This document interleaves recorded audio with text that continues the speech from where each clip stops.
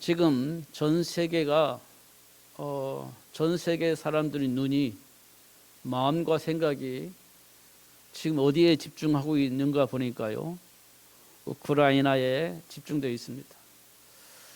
왜 그럴까요? 막강한 힘을 가지고 있는 러시아가 우크라이나를 침공했기 때문에 그렇습니다. 막강한 힘을 가지고 있는 러시아가 힘이 없는 우크라이나를 공격했을 때 우크라이나는 대적할 수가 없었습니다.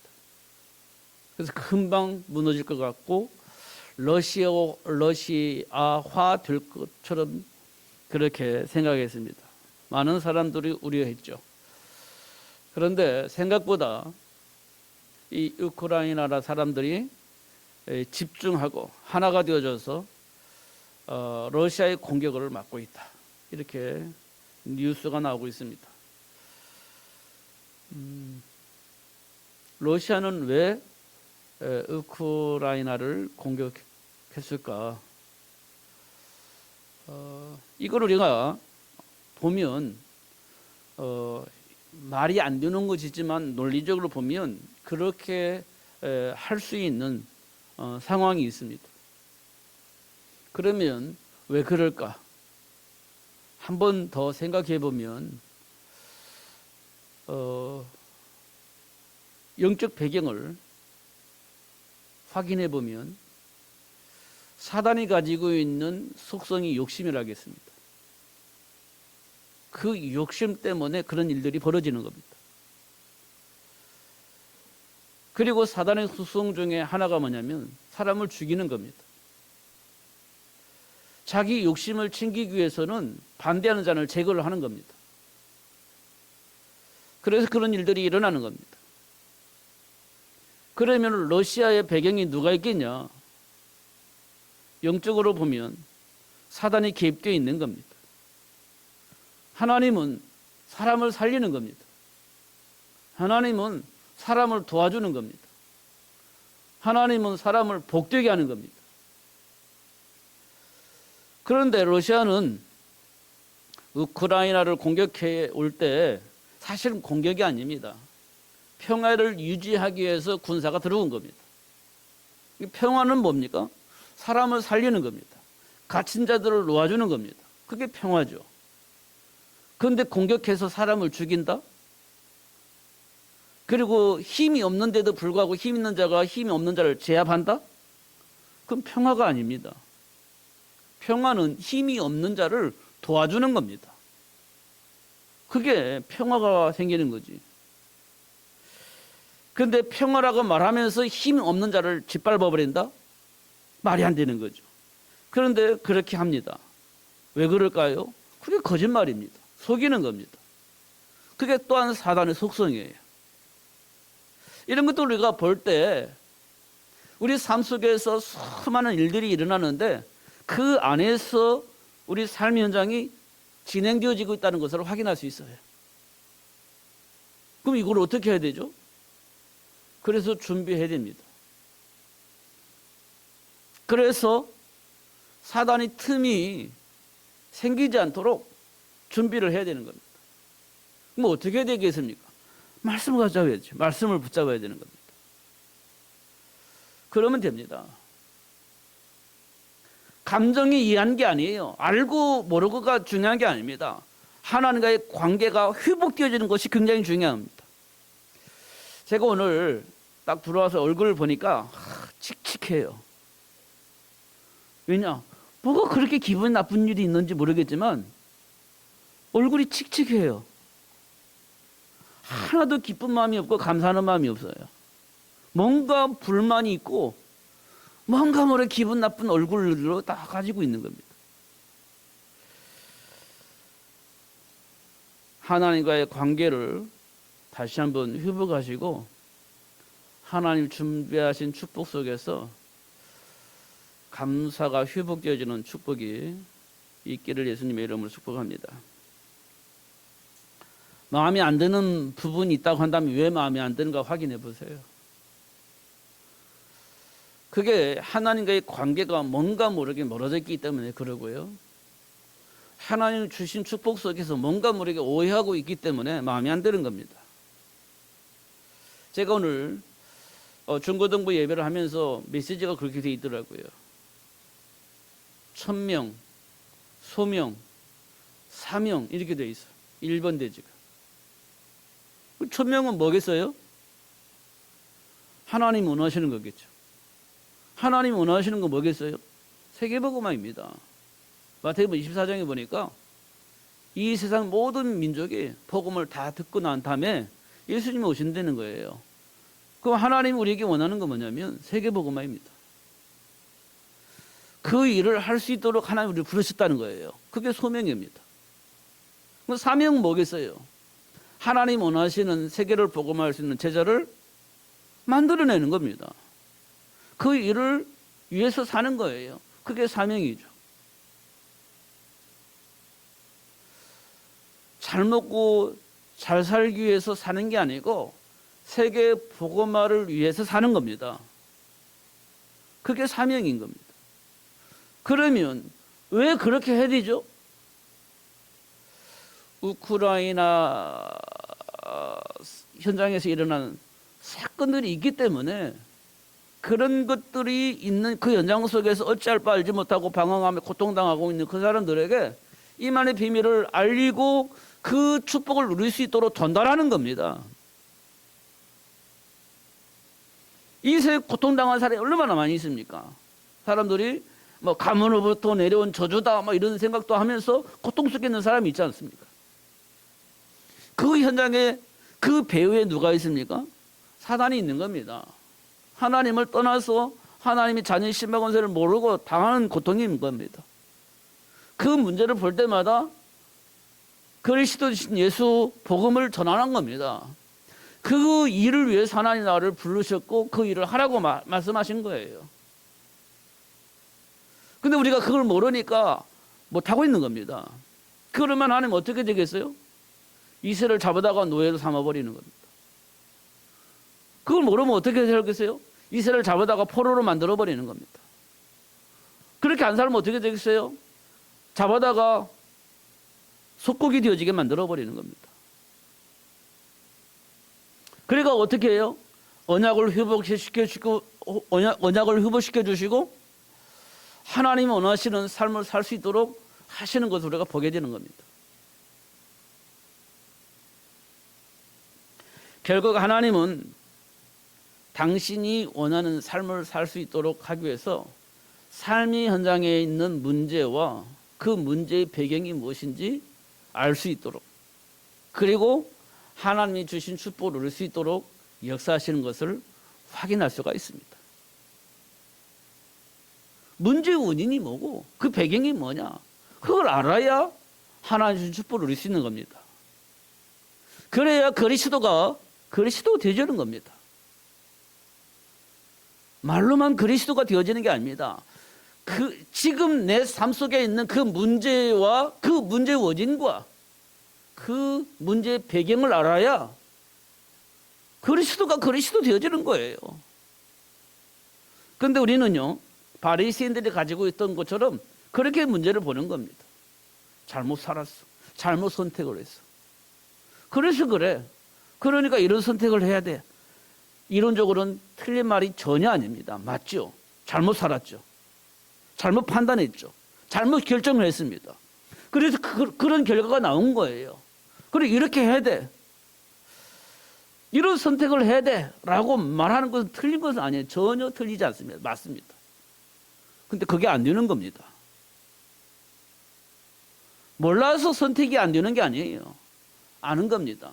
그래도 그 선택이 안 되는 겁니다. 왜냐? 죽음에 대한 두려움 때문에, 실패에 대한 두려움 때문에 알면서도 그 선택을 할 수가 없는 겁니다. 그래서 안 되는 거예요. 그런데 하라는 겁니다. 알아. 하고 싶어 나도. 그런데 안 돼. 왜? 두려움 때문에. 그럼 배후에 뭐가 있어요? 몰라, 그것은. 그러니까 바리새인들이 틀린 말은 안 하는데 안 되는 겁니다. 그래서 안 되는 거예요. 배경을 모르니까. 원인을 모르니까 안 되는 겁니다. 그래서 성경은 뭐라고 말하고 있냐? 그 배후가 사탄이라는 겁니다. 내 영혼을 장악을 하고 있다는 겁니다. 다시 말하면 하나님과의 관계를 회복할 수 없도록 방해하고 있다는 거예요. 그러니까 죽음에 대한 두려움 때문에 선택을 할 수가 없는 겁니다. 히브리서 2장에 말한 대로 일생 동안 마귀에게 종로를 타며 살 수밖에 없는 배경을 가지고 있는 겁니다. 그래서 안 되는 거예요. 몰라서 안 되는 게 아닙니다. 알면서도 안 되는 거예요. 그러면 누가 되어지겠습니까? 거기에서 해방되어졌다는 사실을 아는 사람이 되어지는 겁니다. 누가 해방시켜 주셨습니까? 예수님께서 십자가에서 부활하심으로 다 해결되어진 겁니다. 그걸 알 때 비로소 운명과 팔자에서 해방되어져서 하나님 주신 축복을 누릴 수 있게 되어지는 겁니다. 그 시작이 어떻게 된 거 보니까 창세기 3장에서부터 시작되어져 있는 겁니다. 사단이 말씀을 왜곡해서 하나님 떠나게 만들잖아요. 그게 창세기 3장입니다. 지금 우리에게 그대로 역사하고 있는 겁니다. 그리고 우리는 어디에 목적을 두고 있냐? 성공하는 데 목적을 두고 있습니다. 창세기 6장에 네피림 문화를 만드는 사탄이 그렇게 우리를 유혹하고 공격하고 있는 겁니다. 지금 우리가 사는 이유가 뭡니까? 성공하는 겁니다. 사는 이유가 뭡니까? 돈 많이 버는 겁니다. 사는 이유가 뭡니까? 돈 많이 벌어서 내가 하고 싶은 대로 사는 거예요. 그게 삶의 이유고 목적입니다. 거짓말을 하든 사기 쳐먹든 상관 안 해요. 중요하죠. 그게 중요한 게 아니에요. 내가 원하는 것을 얻는 겁니다. 그게 창세기 6장 네피림 문화입니다.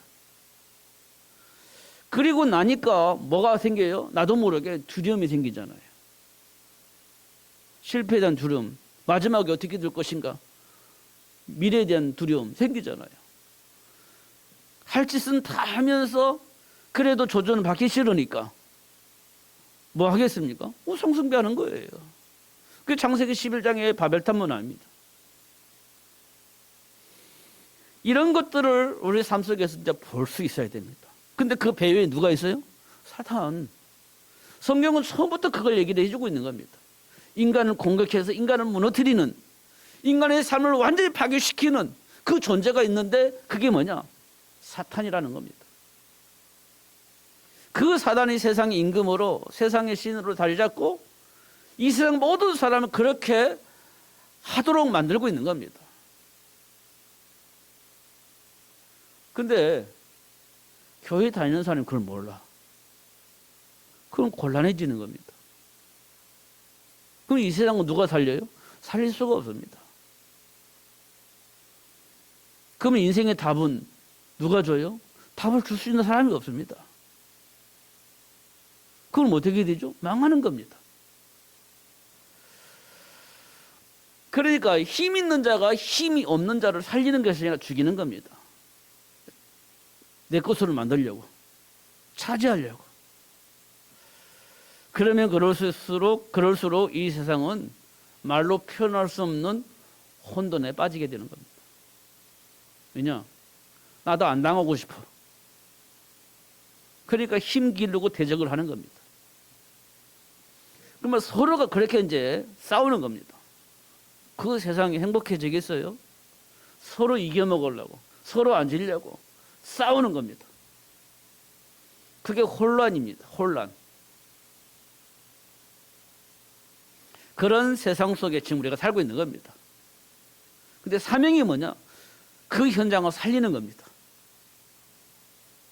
그러니까 모세처럼 그래 감당할 수 있을까? 아무리 생각해도 감당이 안 되는 겁니다. 그럼 어떻게 해야 돼요? 이겨 먹을 수 있는 방법을 찾아야죠. 그럼 어떻게 해야 되죠? 힘 있는 사람하고 마음을 합치는 거예요. 그게 인본주의죠. 그러면 힘 있는 사람과 힘을 합치면 힘이 없는 사람은요, 또 죽습니다. 그러면 이 세상은 살 수가 없어요.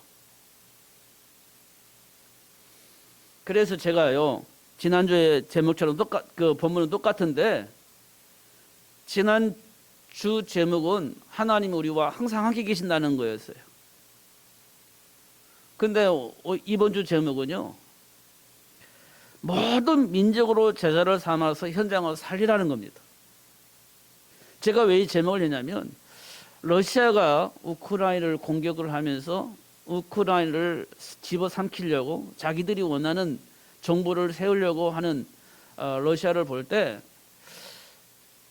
사단은 지금 우는사자처럼 삼킬자를 찾고 공격한다는 메시지가 들어오는 겁니다. 그러면 어떻게 되죠? 대적할 수 있는 사람 만들어내야죠. 그러니까 하나님 주며 축복을 누릴 수 있는 제자를 만들어내야 되죠. 그래서 그 세력, 공격해오는 세력들이 무력화되어지고 무너지게 만들어야 되죠. 이런 생각이 드는 겁니다. 그러고 보니까 예수님께서 뭐라고 말씀하셨나 보니까 너희는 모든 민족으로 제자를 삼아라. 또 베드로에게는 내 어린 양을 먹이라. 이렇게 말씀을 하셨습니다. 땅끝까지 이르러 내 증인이 되려라. 온 천하 다니면 만민에게 복음을 증거하라. 믿는 자들에게 표적이 따를 것이다. 이런 메시지가 있는 겁니다. 그 현장을 볼 때마다 우리는 무슨 얘기를 해야 되냐? 영적 배경들을 충분히 알고 있어야 그 말을 할 수가 있는 겁니다.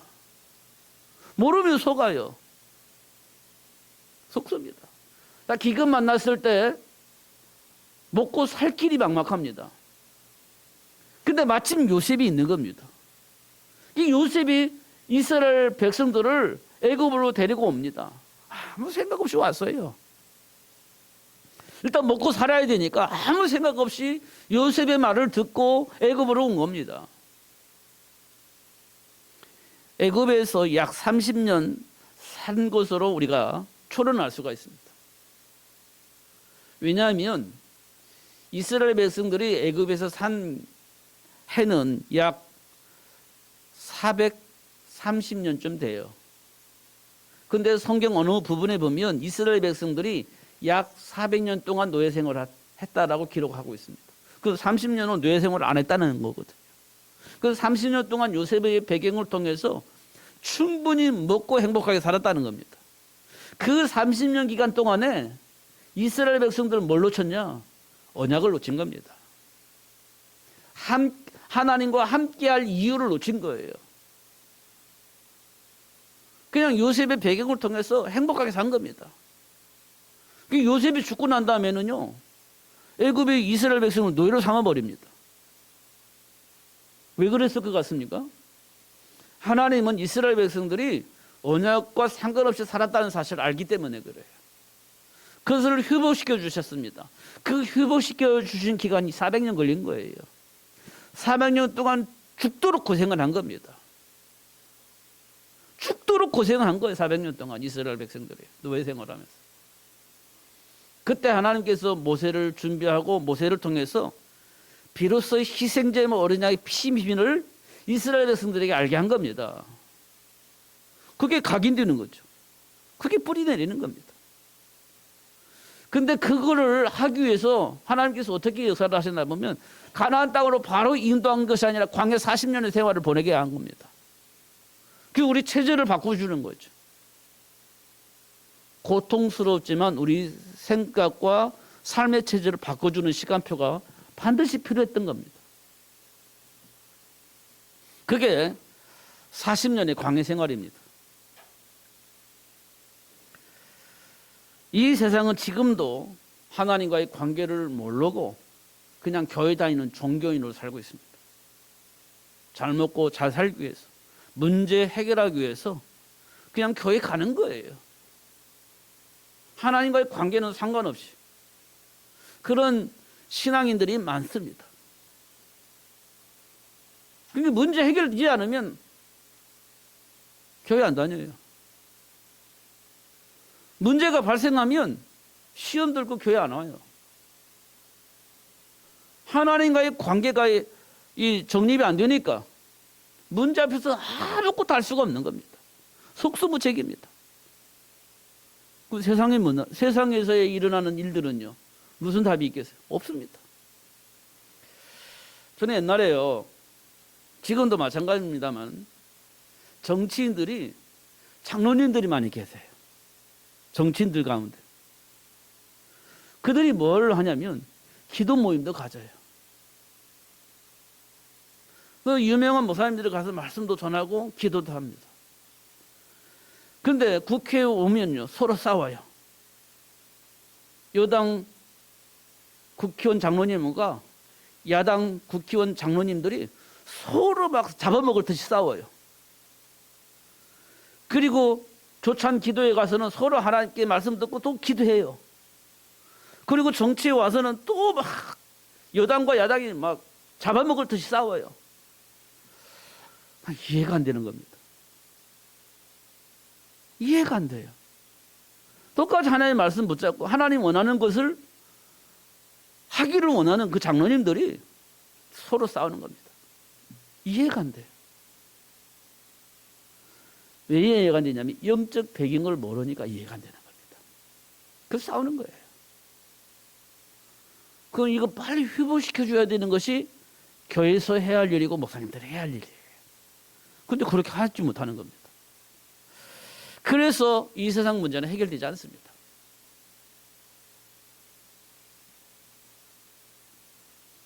그래서 우리는 속히 그런 인물들을 준비를 해야 돼요. 속히 그런 인물들을. 이 비밀을 가지고 있는 사람 한 사람만 나온다면 그 한 사람을 통해서 세상을 하나님은 바꾸실 겁니다. 하나님 충분히 바꿀 수 있거든요. 그렇게 하실 겁니다. 그럼 우리가 제일 먼저 해야 할 일이 있습니다. 해야 할 일이 뭐냐면 삶의 현장에 있는 준비된 축복을 왜곡하고 속이려고 하는 사단이라는 존재를 우리가 봐야 되는 겁니다. 하나님이 우리를 위해서 준비하신 축복이 있는데 그걸 왜곡하는 겁니다. 그러니까요, 돈만 있으면 되는 거예요. 돈 벌기 위해서 사는 겁니다. 그래가지고 뭐 합니까? 몰라. 돈 많이 벌어가지고 어떻게 해야 될지 몰라. 그렇지만 돈이 있어야 돼. 이렇게 하는 겁니다. 그게 이제 사탄의 왜곡이에요. 거기에 이제 우리가 속아나는 겁니다. 인간을 향한 사단이 만든 삶의 문화를 네피림 문화라고 합니다. 그 네피림 문화의 배경에는 뭐가 있냐면 오직 성공만을 위해서 살게 하는 겁니다. 지금 성공은요, 좀 엘리트적인 성공이 아닙니다. 이 세상의 성공은 뭐냐? 돈 많이 가지고 있으면 성공 같다고 생각을 하는 겁니다. 엘리트적인 거 중요하지 않아요. 공부 중요하지 않습니다. 실력 중요하지 않아요. 돈만 있으면 돼요. 돈만 있으면. 인격도 중요하잖아요. 돈만 있으면 돼요. 사기쳐도 괜찮아요. 돈만 있으면 돼요. 이게 네피림 문화입니다. 근데 사람들이 그렇게 정말 그렇게 살아야 된다고 생각을 하는 겁니다. 그러니까 정상적인 사회가 되어질 수가 없어요. 근데 왜 그러냐? 모든 사람이 왜 다 휩쓸리냐? 그런 풍조를 만들어 놓은 겁니다. 세상이 그렇게 흘러가고 있는 겁니다. 누구에 의해서 그렇게 만들어졌냐? 성경에 보니까 사단에 의해서 그런 풍조가 흘러가고 있는 겁니다. 풍조가 생긴 거예요. 옛날에는요, 개천에서 용난다고 막 정말 지지를 못하는 그 가문의 사람들이요, 어떻든 성공시키려고 집 팔고 막 논 팔고 밥 팔고 막 소 팔고 해가지고 아이들 공부시켰어요. 왜냐? 공부해서 성공하면 가문이 다 회복될 거라 생각했기 때문에 논도 팔고 집도 팔고 소도 팔고 다 팔아서 공부시킨 거예요. 그게 성공의 길이라고 생각했고 개천에서 용나는 어떤 비밀이라고 생각했기 때문에 그래요. 지금은요, 아니에요. 공부시키지 않습니다. 어떻게 하냐? 사기치는 방법을 가르쳐줘요. 사기 쳐먹습니다. 그 남의 것을 빼앗는 겁니다. 안 걸리면 돼요. 걸려도 괜찮아요.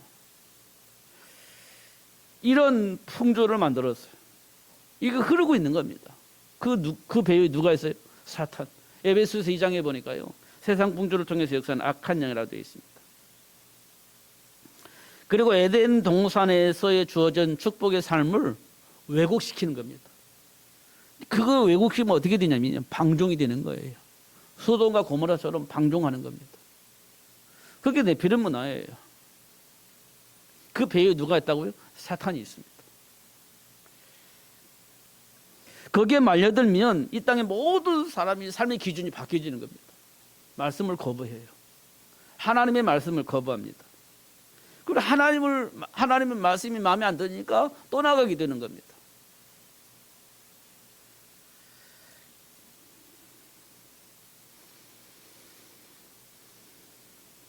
그러면 뭐가 오죠? 저주와 재앙이 오죠. 이 저주와 재앙의 문제를 어떻게 하면 해결할까요? 하나님과 관계를 회복하면 되는 겁니다. 근데 그건 싫어요. 그럼 뭐 합니까? 우상 숭배하죠. 왜 하나님과의 관계를 거부하죠? 내 마음대로 살고 싶으니까. 근데 저주는 받기 싫어. 그리고 우상 숭배하는 거예요. 하나님 앞에 나오지 못하는 겁니다. 안 나오는 거예요. 하나님 앞에 나오면 내 마음대로 못 살고 하나님의 말씀대로 살아야 되니까 싫어. 내 마음대로 살면서도 저주와 재앙 안 맞는 방법, 우상 숭배하는 거예요. 이 세상 사람들도 그렇게 살고 있는 겁니다. 그러면서 어떤 종교적인 이념을 가지고 철학을 가지고 자기 마음을 다스리려고 해요. 가능하겠어요? 하나님 말씀은 싫고 내 마음대로 살고 싶은 마음을 가지고 있는 사람들이 정상적으로 살 수 있겠어요? 이념 가지고 철학을 가지고 막 자기를 위로하면서 삶의 방향을 정해놓고 살아가긴 하겠지만 그게 되겠냐고요. 될 수가 없는 겁니다. 솔로몬이요, 세계 평화를 위해서 모든 걸 다 수용했습니다. 그럼 세계가 평화가 올 거라고 생각을 하고 다 수용했습니다. 우상도 수용하고 신전도 수용하고 세계 평화를 위해서 이웃 나라의 공주들과 결혼을 하고 다 했습니다. 세계 평화를 위해서. 그럼 세계 평화가 왔나요? 무너졌습니다. 이스라엘 나라도 무너지고 이스라엘 나라 없어져 버리고 다 망해버렸습니다. 그게 세계 평화가 오는 게 아닙니다. 하나님과의 관계가 회복되어져야 세계 평화가 오는 겁니다. 근데 우리는 그렇게 생각을 안 한 겁니다. 솔로몬처럼 세계 평화를 위해서 수용을 해야 된다고 그렇게 생각을 하는 겁니다. 그러면 나도 망하고 현장도 망하는 겁니다. 아합 왕과 이세벨이 숭배하는 것이 있었습니다. 아합 왕과 이세벨이요. 그래서 예수가 그리스도라고 말하는 사람을 잡아도 죽이고 온갖 짓을 다 했습니다. 감당할 수가 없죠. 근데 그 현장에 엘리야가 있었습니다. 여러분, 아무리 힘이 있어도 능력이 있어도 안 되는 건 안 되는 겁니다. 그러나 반대로 아무리 힘이 없어도 능력이 없어서 되어지는 길이 있습니다. 그게 하나님과의 관계를 회복하는 겁니다. 그러면 돼요. 그 회복하는 길이 한 길밖에 없어요. 그게 예수입니다. 그래서 우리는 예수 믿고 이 복음을 증거할 수 있는 사람으로 하나님께로부터 부름 받은 거예요. 문제 일어날 때마다 예수가 그리스도임이 더 선명하고 확실하게 나타나게 될 겁니다. 문제가 일어나면 일어날수록, 고통을 당하면 당할수록 영적 사실들이 선명하게 드러나야 되는 겁니다. 사단의 일과 사단의 일을 멸하신 그리스도, 이게 더 선명하게 나타나야 됩니다. 문제가 일어나면 일어날수록 그렇게 되어지도록 하나님 역사하실 겁니다. 그래서 땅 끝까지 이 복음을 증거할 수 있는 삶을 살 수 있도록 축복하실 것입니다. 그래서 삶의 현장에 준비된 축복을 누릴 수 있도록 제자를 준비하라, 이렇게 얘기를 했습니다. 내가 제자가 되었기 때문에 그 제자의 삶을 우리 후손들에게 전달해서 우리 후손들이 그런 삶을 살 수 있도록 제자화 해라, 이런 겁니다. 아브라함이 가문에 준비된 축복을 누리도록 역사하셨는데요. 하나님께서 아브라함에게 뭐라고 약속하셨냐? 너를 통해서, 너의 가문을 통해서 이 세상 모든 사람들에게 복이 무엇인지 알릴 수 있는 복의 근원이 되어지도록 하겠다고 약속을 합니다. 복의 근원이 되어지도록 하겠다. 근데 그 복의 근원이 뭔지 알아야 되잖아요. 그래서 문제도 주시고 축복도 확인하게 하신 겁니다. 모르고 있는 아브라함에게 문제를 줘보니까 문제 해결에 초점이 맞추는 겁니다. 그 준비된 축복을 알고 있는 아브라함은요, 문제를 해결하는 데 초점이 맞춰져 있지 않습니다. 알고 있는 아브라함은 하나님과의 관계를 회복하는데 초점이 있습니다. 삶 속에 있는 문제 해결하는 데 초점이 맞추면 실패하는 거예요. 하나님과의 관계를 회복하기 위해서 선택을 하면 그게 축복의 길로 가는 길입니다. 하나님께서 아브라함에게 분명하게 확인시켜 주셨고 그 영향을 받은 이삭은요 100배의 복을 받습니다. 셈의 근원도 받습니다. 찾습니다. 그 이삭의 후손인 요셉은요 형통한 복을 받아요. 어떤 상황 속에서도 형통케 하시는 하나님의 역사를 체험을 하게 되는 겁니다. 아브라함의 가문이 그래요. 그러면 마가다라방에 시작된 하나님 준비된 축복을 보면은 마가다라 성도 사도행전 2장에 보니까 성령이 임하니까 영적 사실 다 보인 겁니다. 현장에서 일어난 일들이 영적으로 보이는 겁니다. 그 유명했던 바리새인들 예루살렘 교회 사람들 보니까 망할 사람들로 보이는 겁니다. 망할 사람들이요. 수많은 지식과 배경이 있는데 말은 너무너무 훌륭하게 잘하고 있는데 망할 사람으로 보이는 겁니다. 왜냐? 마귀 손 안에서 못 벗어났어요. 마귀 손 안에서 못 벗어났어요. 세상적으로 너무 엘리트적인 것인데 수많은 권력도 있고 배경도 있는데 보니까 마귀 손아귀에서 못 벗어난 겁니다. 망할 사람이지. 보이는 겁니다. 그 어마어마한 자랑스러운 예루살렘 교회에 모여있는 사람들 보니까 다 마귀에게 갇혀있는 사람들이 보이는 겁니다. 그러면 뭐 해결해야 되겠습니까? 엘리트적인 말을 하는 게 아니에요. 거기서 빠져나올 수 있는 길 대신 예수를 말하는 겁니다. 그게 베드로가 한 얘기예요. 예수 믿으시라. 그러면 구원받습니다. 이 얘기 한 겁니다. 그래서 어마어마한 그 수많은 엘리트적인 사람들이 모여있는 예루살렘 교회에서 베드로가 예수가 그리스도입니다라고 선포를 한 거예요. 그러니까 그 말을 알아듣는 사람 3,000명이 회개했죠. 돌아선 겁니다. 그럼 우리가 해야 할 일이 뭡니까? 예수가 그리스도인 걸 아는 것이 중요한 겁니다. 그래야 그 말을 할 수 있는 거예요. 안디옥 교회를 통해서는 뭐가 보이냐? 유대인뿐만 아니라 이방인들에게도 이 복음이 필요한 걸 알게 된 겁니다. 그래서 모든 사람들에게 이 복음이 필요하기 때문에 뭐가 필요하겠어요? 가서 말할 수 있는 사람이 필요한 겁니다. 그래서 안디옥 교회에서 처음으로 시작된 게 선교사가 파송되는 겁니다. 선교사가 파송돼요. 첫 번째 선교사가 바울이에요. 바울은 1차, 2차, 3차 전도 여행을 하면서 각 현장에 제자 찾아서 세웠습니다. 그리고 교회 세워서 그 현장을 살릴 수 있도록 축복했습니다. 250년 만에 로마가 바뀌었습니다. 그 시작이 안디옥 교회입니다. 결국은 로마를 살릴 수 있는 제자를 준비하고 파송하면서 250년 만에 로마가 복음으로 바뀌어요. 이건 정복한 게 아니고 로마를 살려내는 겁니다. 로마를 살려내면서 로마의 영향을 받았던 모든 사람들의 현장이 복음을 받게 되는 겁니다. 이게 사도 바울이 가지고 로마 복음화의 비밀입니다. 이유입니다. 우리는 세계를 복음화하기 위해서는 어디를 복음으로 바뀌면 되겠어요? 미국이 복음으로 바뀌는 것 맞다 싶습니다. 그런데 더 강력하게 영향을 줄 수 있는 나라가 있다면 중국이 복음을 받아들이면 야, 이게 복음이 세계 복음화가 되겠다 이런 생각이 듭니다. 제 마음속에는. 지금 제가 어떤 뉴스를 통해서 보니까 그거는 이제 그 뉴스는 사람을 통해서 들려준 뉴스인데요.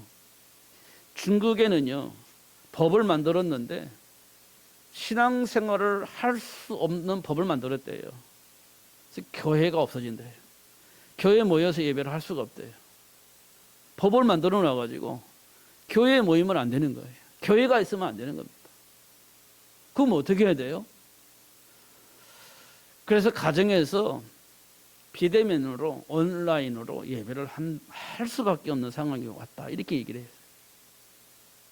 우리처럼 모일 수가 없어요. 지금까지는 모여서 예배를 했는데 그 예배를 할 수 없도록 법을 만들어냈다는 겁니다. 중국에 있는 선교사를 통해서 들려온 겁니다. 그럼 어떻게 하냐? 온라인으로 하는 거예요. 줌으로 예배를 하는 겁니다. 방법이 없어. 그거밖에. 그런데요, 나라에서 인터넷을 차단하면 어떻게 되겠어요? 아무것도 할 수 없는 겁니다. 그 중국이 예수가 그리스도라고 선포하고 로마 황제처럼 지금부터 우리는 마음껏 예수 믿는 나라가 될 것이다 얘기한다면 어떻게 되겠어요? 너무나 좋을 것 같아요. 그러려면 숨겨져 있는 제자를 만들어내야 돼요.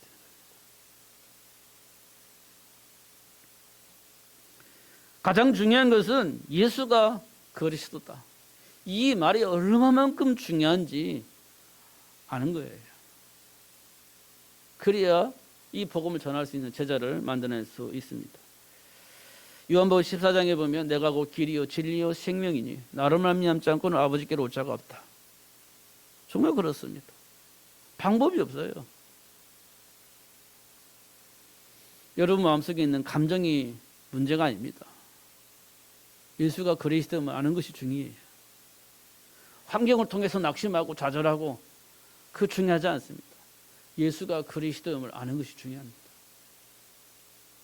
그러면 가는 현장마다 예수가 그리스도임을 말할 수밖에 없는 그런 상황을 만들어 가게 하실 겁니다. 하나님께서. 그러면 이제 사명이 생깁니다. 하나님이 계획하신 세계 복음화를 위해서 준비된 전도 시스템으로 하나님이 나를 준비하셨구나라는 것을 알게 되어집니다. 그러면 하나님이 원하는 그 일을 위해서 원한 자를 부르셨는데 그것이 바로 나라는 걸 알게 되는 거예요.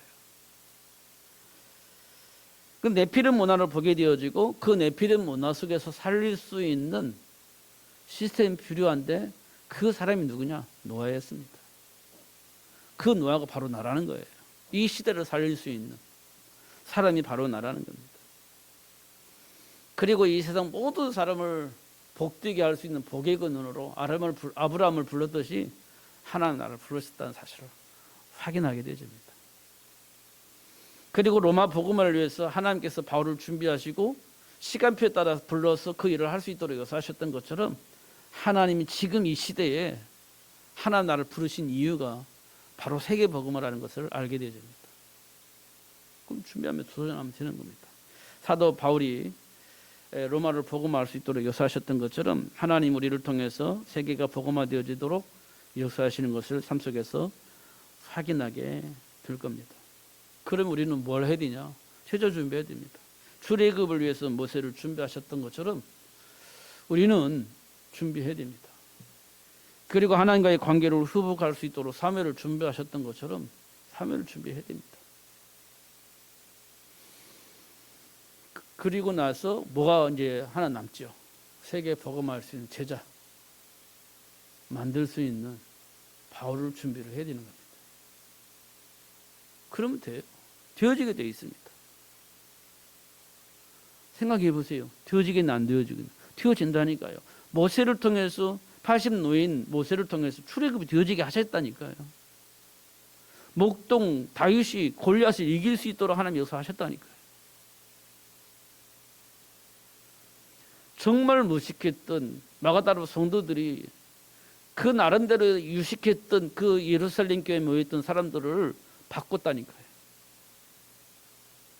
예수가 그리스도라는 말 한마디에 사람들이 바뀌었다니까요.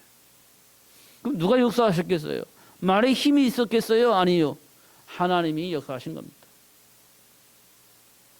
그렇게 되어지도록 하나님이 하실 겁니다. 그런 사실이 맞다 간다면 그런 사람들이 얼마나 필요하겠어요? 그걸 준비하라는 겁니다. 모든 민족으로.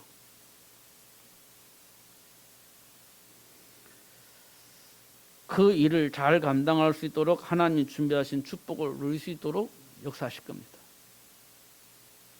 그 복을 누릴 수 있도록 역사하실 거예요.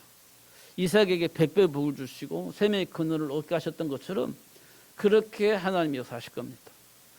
로마 복음화를 위해서 기도하면서 도전하는 바울을 통해서 루이자를 만나고 야손을 만나고 브리스라 부부를 만나게 하셔서 로마 복음화를 이루어나갈 수 있는 시스템을 만들 수 있도록 축복하셨던 것처럼 그렇게 하실 겁니다. 언약 붙잡고 기도하면 그렇게 될 거예요. 낙심할 필요가 없습니다. 포기할 필요가 없어요. 언약 붙잡고 기도하면 하나님 역사하시니까 되어지도록 역사하시는 하나님의 역사를 체험하게 될 겁니다. 세계가 복음화될 수 있도록 준비하신 축복을 삶 속에서 발견하고 그 축복을 누릴 수 있도록 역사하시는 하나님을 체험하게 될 겁니다. 말을 안 할 수가 말하지 않으면 안 되는 그런 상황을 하나님 만드실 거예요. 그래서 저는 염려하지 않습니다. 제가 고민을 한다면 이 복음을 어떻게 하면 전달할 것인가, 알아들을 수 있도록, 이것이 고민이에요. 저는 고민이 그거밖에 없습니다. 어떻게 하면 이 말을 알아들을 수 있도록 할 것인가. 제 수준에서밖에 할 수 있는 게 없어요. 그러나 제 수준 속에서 하나님이 역사하신다면 하나님은 역사하실 것이다. 되어지게 하실 것이다. 이런 생각을 하고 있습니다. 그렇지만 제 수준 안에서 어떻게 하면 이 복음을 전달해서 알아들을 수 있도록, 그리고 그 축복을 누릴 수 있도록 할 것인가, 이게 고민이에요. 그래서 저는요, 세상 뉴스를 지금 자꾸 보는 이유가 있습니다. 저는 거기에 빠지려고 보는 게 아니고요, 세상이 이렇게 돌아가고 있구나라는 걸 보는 거예요. 아, 이 사람들은 이렇게 반응을 하고 있구나, 이런 걸 보는 겁니다. 그리고 배후에 하나님과 함께하는 축복을 전혀 알지 못하게 만들고 그 문화 속에 빠지게 만드는 사단이 교묘하게 이렇게 역사하고 있구나, 이런 거 보는 겁니다. 사람들이 여기에 열렬히 지금 환호하고 있구나, 이걸 보는 거예요. 그 사람들이 과연 하나님과 함께하는 삶을 누릴 수 있냐? 없습니다. 그걸 보고 세상 풍조라고 합니다. 그게 네피림 문화예요. 배후의 역사는 사탄이 있는 겁니다. 그걸 보는 겁니다. 그럼 이걸 무너뜨릴 수 있는 시스템을 만들어내는 것이 중요한 겁니다. 오히려 그걸 통해서 살아계신 하나님을 증거할 수 있는 시스템을 만들어내는 것이 굉장히 중요한 겁니다. 그럼 하나님과의 관계를 회복하지 않으면 그게 불가능한 거예요. 그 언약 붙잡고 기도하면 그런 일들이 일어날 수 있도록 하나님 역사하실 것이라는 겁니다. 그래서 사도 바울이요, 감당할 수 있을까 싶은데 내게 능력 주시는 자 안에서 내가 할 수 있다라고 고백을 한 겁니다. 하나님이 저와 여러분에게 주신 축복이에요. 우리 힘과 능력이 아닌 하나님으로부터 내려온 힘과 능력을 통해서 되어지게 하시는 하나님의 역사를 보시면 되어지게 될 겁니다. 그리고 모든 민족을 제자 삼을 수 있는 제자운동을 자연스럽게 하게 될 겁니다. 그 축복을 놓치지 않고 누리시는 여러분 되시기를 예수님의 이름으로 축복합니다. 기도하겠습니다. 살아계신 하나님 아버지, 감사합니다. 오늘도 최고의 복을 알게 하시고 삶 속에서 누릴 수 있도록 역사해 주심을 감사합니다. 결코 속지 않게 하시고 하나님 준비한 축복을 누리며 살 수 있도록 성령으로 충만하게 하여 주옵소서.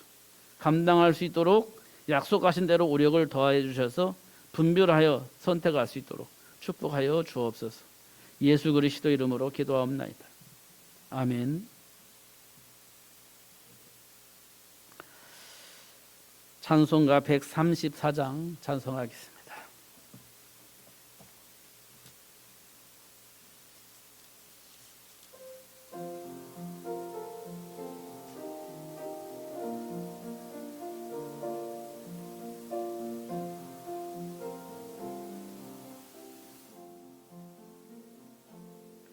나 어느 날 꿈속을 헤매며 어느 바닷가 거닐 때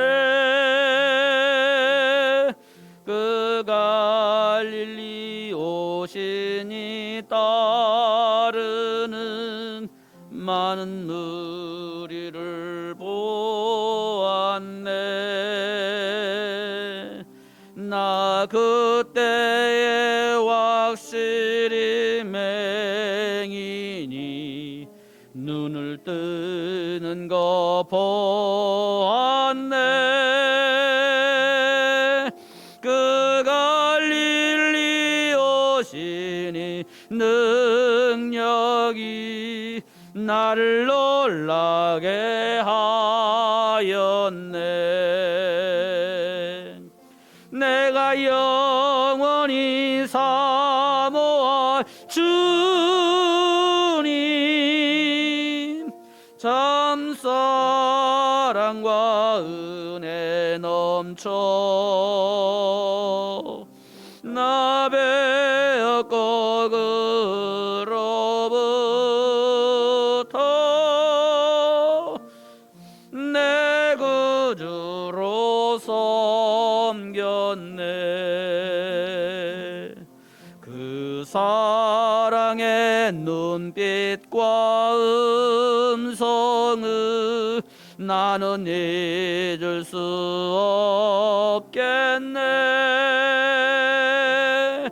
그 갈릴리 오시니 그때에 이 죄인을 향하여 못 자국 난 그 선과 옆구리 보이시면서 하신 말 내 지은 죄 사했다 하실 때 나의 죄짐이 풀렸네. 내가 영원히 사모할 주님 참 사랑과 은혜 넘쳐 나 배웠고 그로부터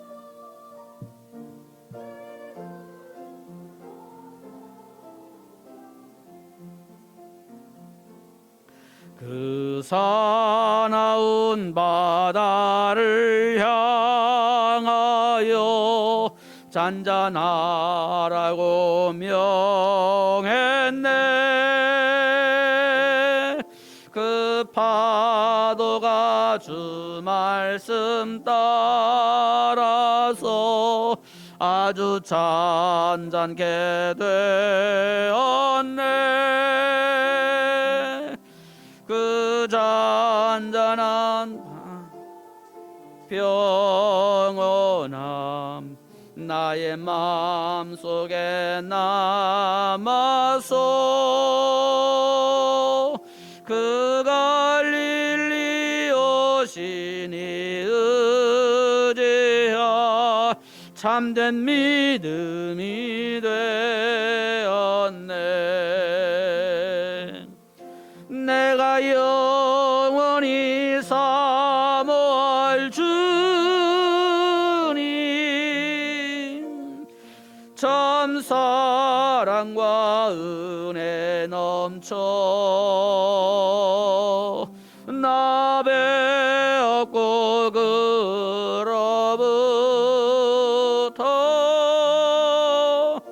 내 구주로 섬겼네.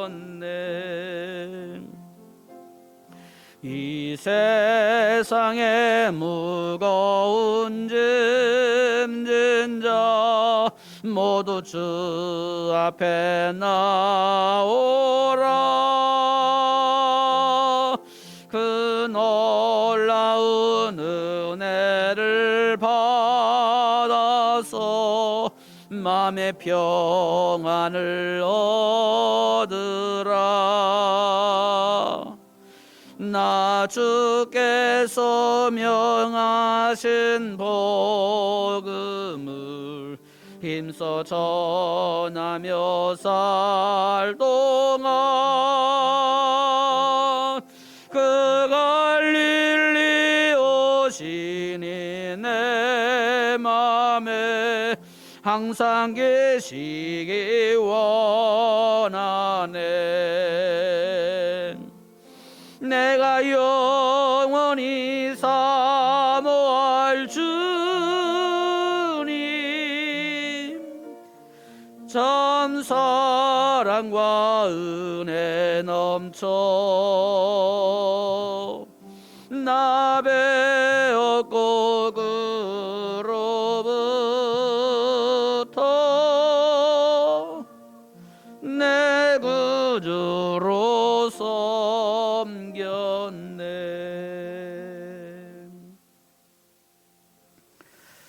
하나님 아버지 감사합니다. 삶 속에서 일어나는 그 많은 일들, 사건들, 배우가 무엇인지 모르고 어떻든 그 문제를 해결하려고 동분서주했던, 방황했던, 갈급하여서 어디든 찾아가서 해결책을 구했던 우리 삶의 현장으로 찾아오셔서 문제의 배경과 해결책을 알 수 있도록 축복하신 하나님께 감사합니다. 율법주의적인 사고 속에서 문제가 해결되어지지 않는다는 사실도 확인했습니다. 그토록 외쳤지만